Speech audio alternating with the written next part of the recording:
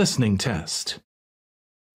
You will hear a number of different recordings and you will have to answer questions on what you hear.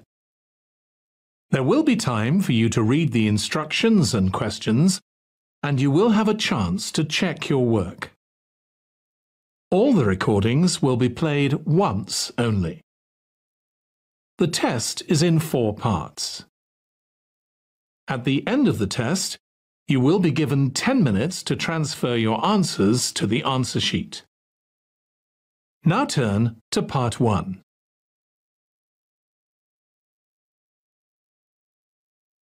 Part 1. You will hear a representative from a train company talking to a woman about her train journey. First, you have some time to look at questions 1 to 6.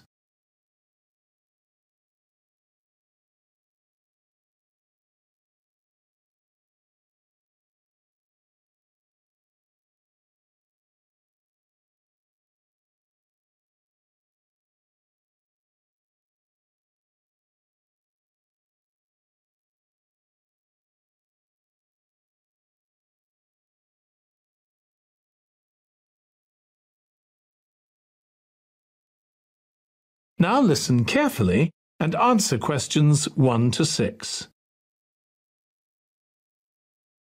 Hello, do you mind if I ask you some questions about your journey today?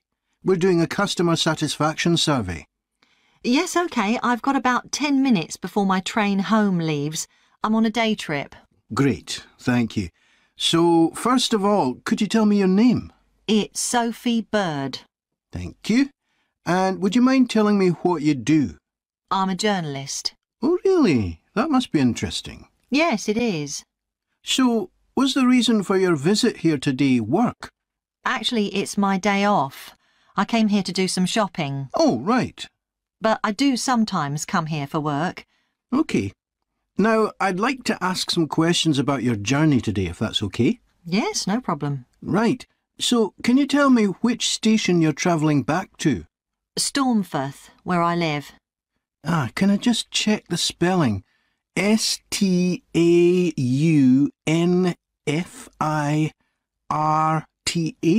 That's right. And you travelled from there this morning? Yes. OK, good. Next, can I ask what kind of ticket you bought? I assume it wasn't a season ticket as you don't travel every day. That's right. No, I just got a normal return ticket. I don't have a rail card, so I didn't get any discount. I keep meaning to get one because it's a lot cheaper. Yes, you'd have saved 20% on your ticket today. So you paid the full price for your ticket?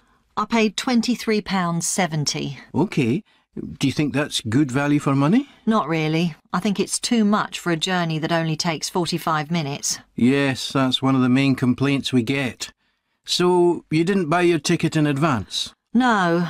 I know it's cheaper if you buy a week in advance, but I didn't know I was coming then. I know. You can't always plan ahead. So, did you buy it this morning? No, it was yesterday. Right. And do you usually buy your tickets at the station? Well, I do usually, but the ticket office closes early and I hate using ticket machines. I think ticket offices should be open for longer hours. There's always a queue for the machines and they're often out of order. A lot of customers are saying the same thing. So, to answer your question, I got an e-ticket online. Before you hear the rest of the conversation, you have some time to look at questions 7 to 10.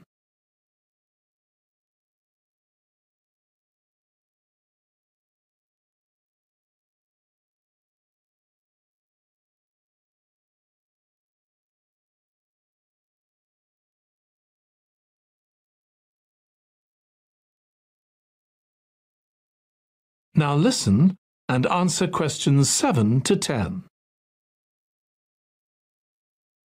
OK, thank you. Now I'd like to ask you about your satisfaction with your journey. So what would you say you were most satisfied with today? Well, I like the Wi-Fi on the train. It's improved a lot. It makes it easier for me to work if I want to. That's the first time today anyone's mentioned that. Oh. It's good to get some positive feedback on that. Mm. And is there anything you weren't satisfied with? Well, normally the trains run on time and are pretty reliable, but today there was a delay. The train was about 15 minutes behind schedule. OK, I'll put that down. Now, I'd also like to ask about the facilities at the station. You've probably noticed that the whole station's been upgraded. What are you most satisfied with? I think the best thing is that they've improved the amount of information about train times, etc. that's given to passengers. It's much clearer. Before, there was only one board and I couldn't always see it properly, which was frustrating. That's good. And is there anything you're not satisfied with? Let's see. I think things have generally improved a lot. The trains are much more modern and I like the new cafe. But one thing is that there aren't enough places to sit down, especially on the platforms. OK, so I'll put seating down, shall I, as the thing you're least satisfied with? Yes, OK. Can I ask your opinion about some of the other facilities? We'd like feedback on whether people are satisfied, dissatisfied, or neither satisfied nor dissatisfied. OK. What about the parking at the station? Well, to be honest, I don't really have an opinion, as I never use it. So neither satisfied nor dissatisfied for that, then? Yes, I suppose so. OK, and what about the... That is the end of part 1. You now have 1 minute to check your answers to part 1.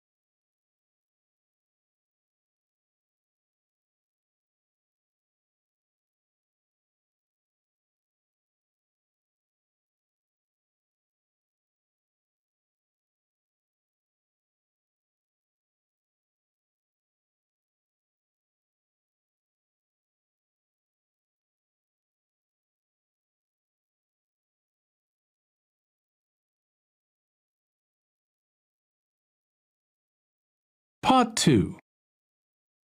You will hear the chair of a committee on park facilities addressing her local town council about changes that have been made to the park. First, you have some time to look at questions 11 to 16.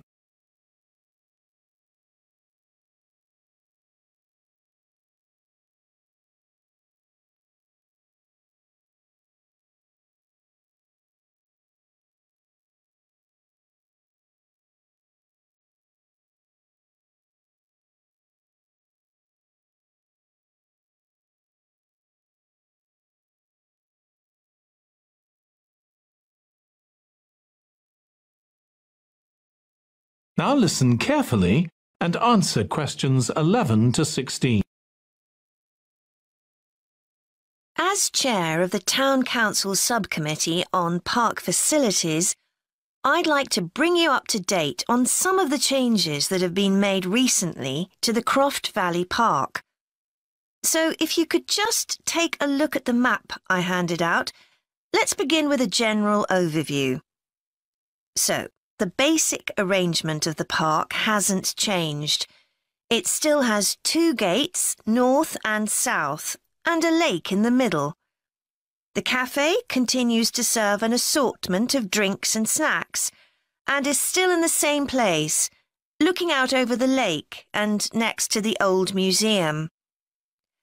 We're hoping to change the location of the toilets and bring them nearer to the centre of the park, as they're a bit out of the way at present, near the adventure playground, in the corner of your map.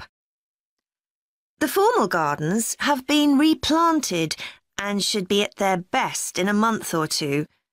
They used to be behind the old museum, but we've now used the space near the south gate between the park boundary and the path that goes past the lake towards the old museum. We have a new outdoor gym for adults and children, which is already proving very popular. It's by the glass houses, just to the right of the path from the south gate.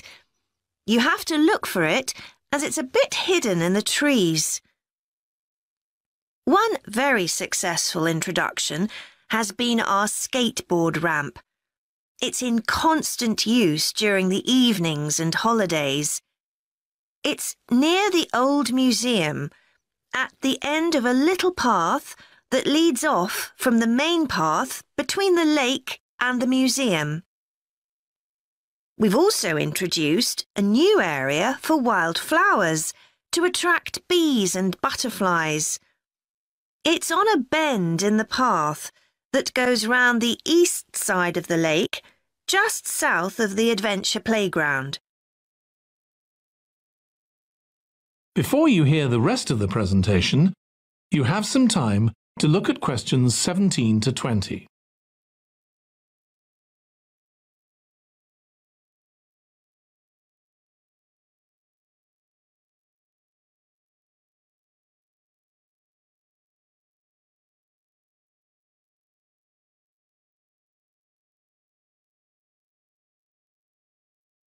Now listen and answer questions 17 to 20.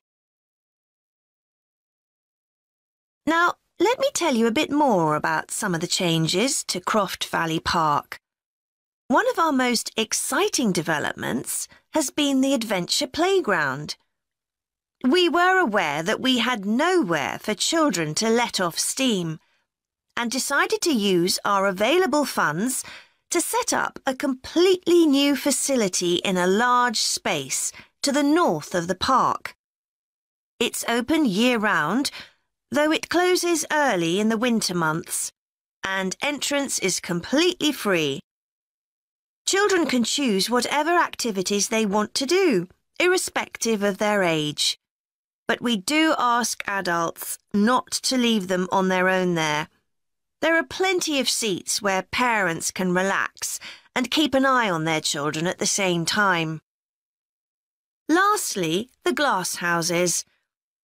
A huge amount of work has been done on them to repair the damage following the disastrous fire that recently destroyed their western side. Over £80,000 was spent on replacing the glass walls and the metal supports, as well as the plants that had been destroyed, although, unfortunately, the collection of tropical palm trees has proved too expensive to replace up to now. At present, the glass houses are open from 10 a.m. to 3 p.m. Mondays to Thursdays, and it's hoped to extend this to the weekends soon. We're grateful to all those who helped us by contributing their time and money to this achievement. The gardens have really been That is the end of part 2. You now have 30 seconds to check your answers to part 2.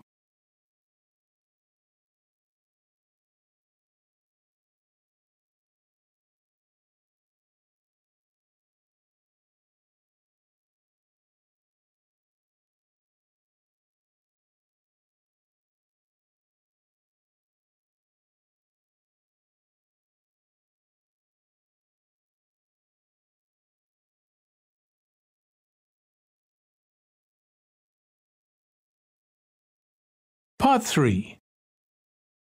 You will hear two students of social history called Annie and Jack discussing their presentation about refrigeration. First, you have some time to look at questions 21 to 24.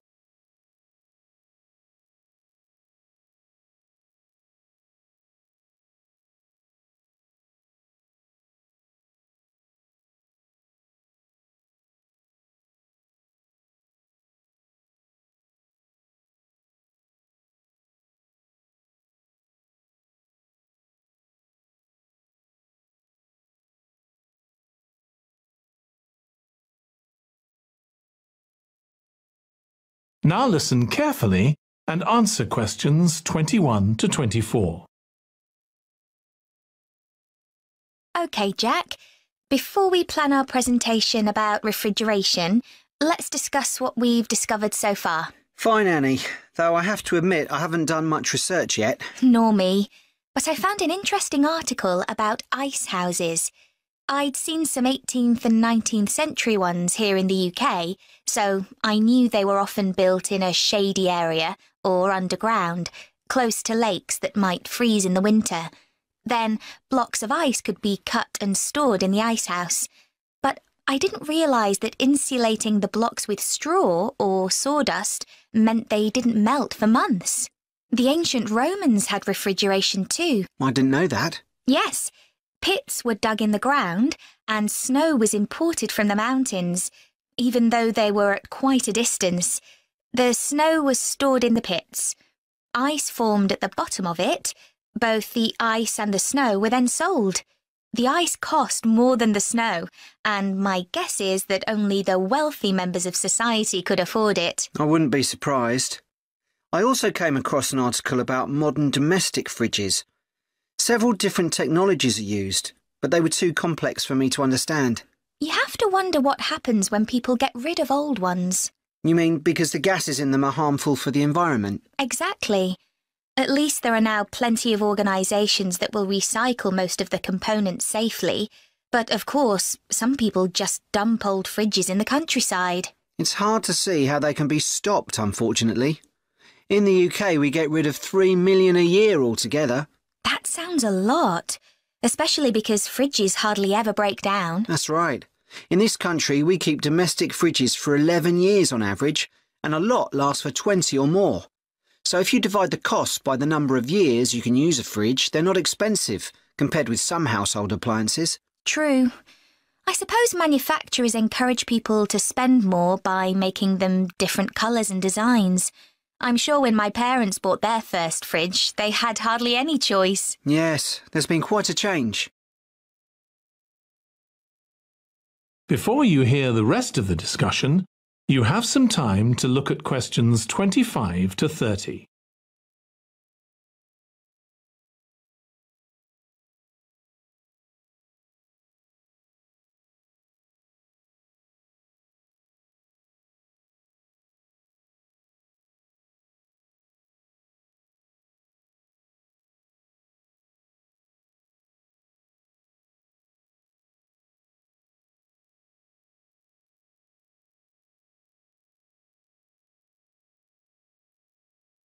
Now listen and answer questions 25 to 30. Right, let's make a list of topics to cover in our presentation and decide who's going to do more research on them. Then later we can get together and plan the next step. OK. How about starting with how useful refrigeration is and the range of goods that are refrigerated nowadays? Because, of course, it's not just food and drinks. No, I suppose flowers and medicines are refrigerated too. And computers. I could do that, unless you particularly want to. No, that's fine by me. What about the effects of refrigeration on people's health? After all, some of the chemicals used in the 19th century were pretty harmful, but there have been lots of benefits too, like always having access to fresh food. Do you fancy dealing with that? I'm not terribly keen, to be honest. Nor me. My mind just goes blank when I read anything about chemicals.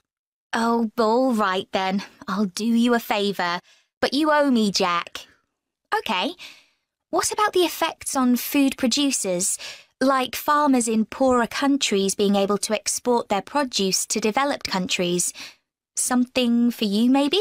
I don't mind. It should be quite interesting. I think we should also look at how refrigeration has helped whole cities, like Las Vegas, which couldn't exist without refrigeration because it's in the middle of a desert. Right.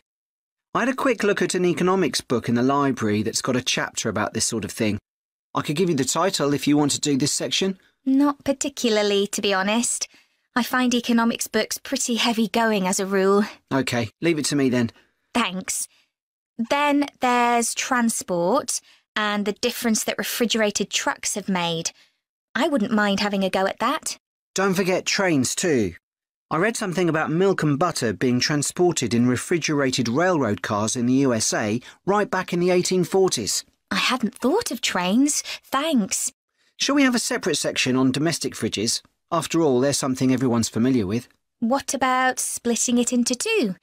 You could investigate 19th and 20th century fridges, and I'll concentrate on what's available these days, and how manufacturers differentiate their products from those of their competitors. OK, that'd suit me. That is the end of part 3. You now have 30 seconds to check your answers to part 3.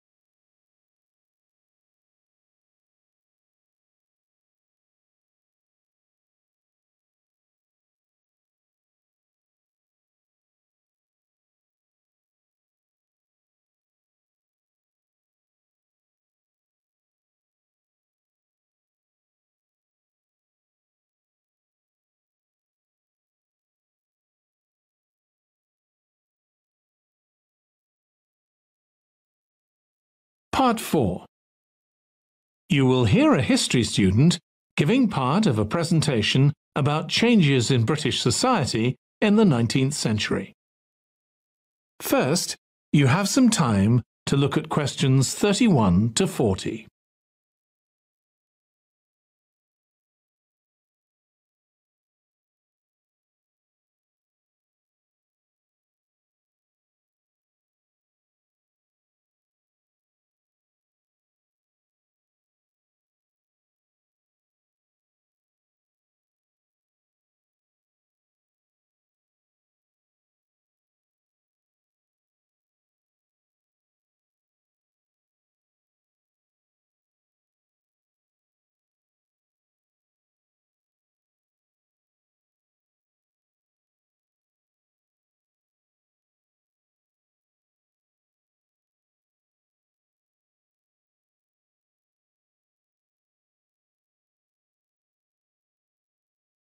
Now listen carefully and answer questions 31 to 40.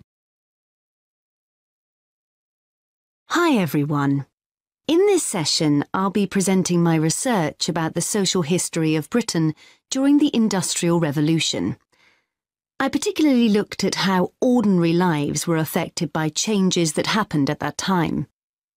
This was a time that saw the beginning of a new phenomenon, consumerism, where buying and selling goods became a major part of ordinary people's lives. In fact, it was in the 19th century that the quantity and quality of people's possessions was used as an indication of the wealth of the country. Before this, the vast majority of people had very few possessions, but all that was changed by the Industrial Revolution. This was the era from the mid-18th to the late 19th century, when improvements in how goods were made, as well as in technology, triggered massive social changes that transformed life for just about everybody in several key areas. First, let's look at manufacturing. When it comes to manufacturing, we tend to think of the Industrial Revolution in images of steam engines and coal. And it's true that the Industrial Revolution couldn't have taken place at all if it weren't for these new sources of power. They marked an important shift away from the traditional watermills and windmills that had dominated before this. The most advanced industry for much of the 19th century was textiles. This meant that fashionable fabrics and lace and ribbons were made available to everyone. Before the Industrial Revolution, most people made goods to sell in small workshops, often in their own homes. But enormous new machines were now being created that could produce the goods faster and on a larger scale, and these required a lot more space.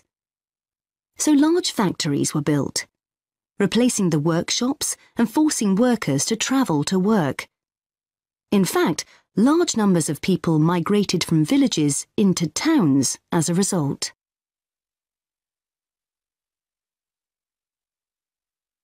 As well as manufacturing, there were new technologies in transport, contributing to the growth of consumerism.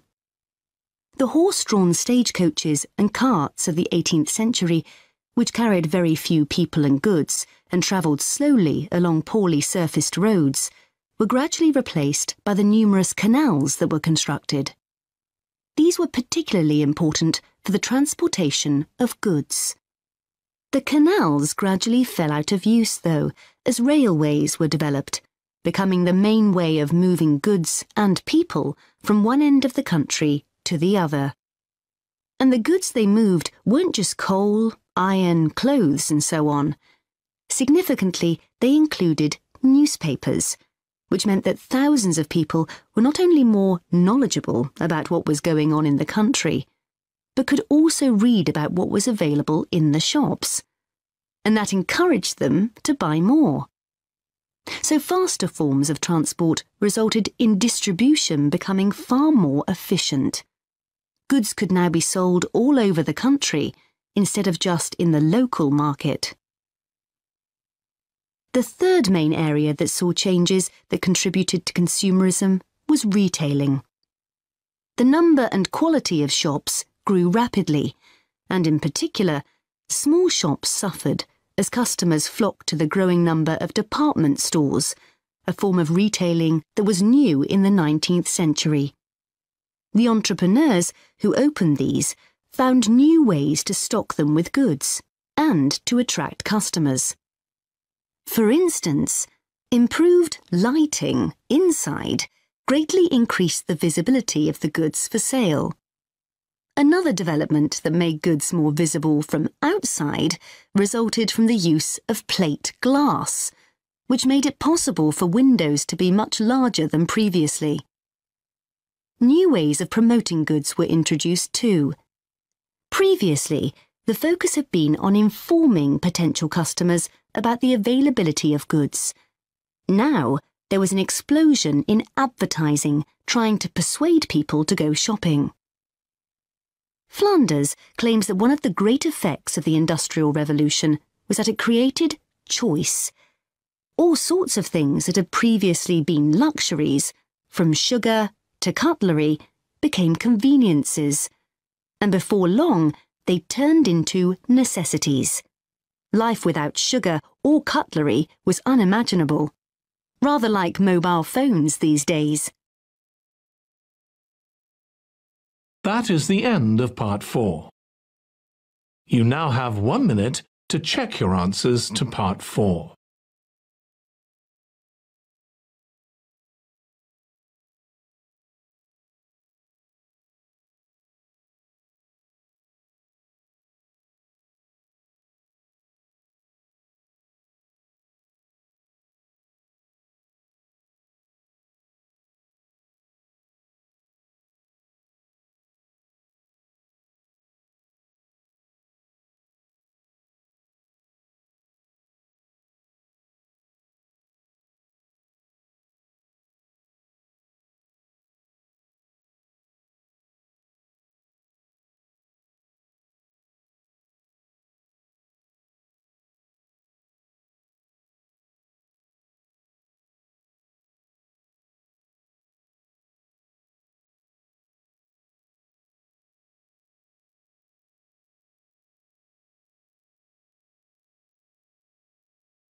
That is the end of the listening test.